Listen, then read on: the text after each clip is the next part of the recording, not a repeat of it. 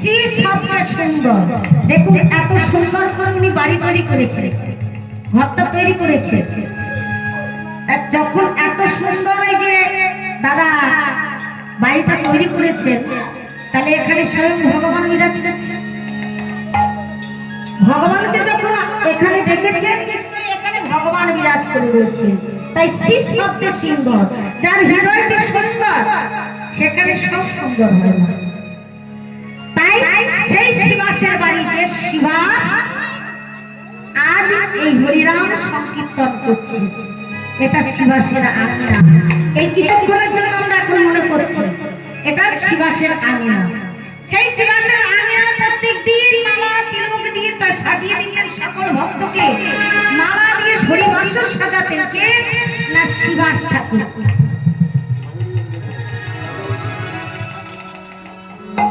শিবাস ঠাকুর মালা চন্দন দিয়ে প্রত্যেক দিন সাজাতেন। তা সেই মালা চন্দন দিয়ে সাজিয়ে একদিন শিবাসের ছেলে গেছে ফুল চয়ন করতে। ফুল চয়ন করতে গিয়ে কি করলেন মা? একটি বিষধর সর্পে তাকে দংশন করেছে।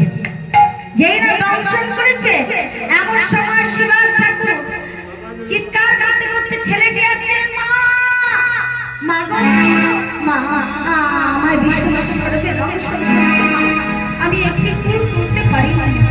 বাবা তুমি কোন বিষধর সর্পে দংশন করেছি? আয় তুই আমার বলি। ছেলেটিকে নিয়ে মা কিন্তু কাঁদছে, কিন্তু শিবাস কাঁদেন না। ও মা, বাবার চোখে কি জল আসে না?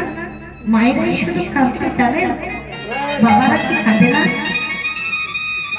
বাবার মনে মনে দুঃখ, আজ আমার ছেলের কি দশা হলো? আমার ছেলে এভাবে অচেতন হয়ে যাচ্ছে কেন? তবু বলছেন মানে নেই, কেঁদো না, কেঁদো না। কেন জানো? এখন আমার ঠাকুর নাম নিয়ে আসবে। এই বছরে যদি আমার ঠাকুর নাম করতে না পারে, আমার অমঙ্গল হবে। তুমি নাম করতে দাও আমার ঠাকুর, মানে তুমি ওই গৃহের ভেতরে যাও। মাকে একটি গৃহের ভেতরে তালা দিয়ে রেখে দিলে, কারণ সেই কান্নার আওয়াজ যেন মায়ের কানে, গৌর হরির কানে না যায়। গৌর হরি আমার নাম নিয়ে চলে আসছেন কোথায় গো? জয় কেশব মাধব গিরিধারী রাধা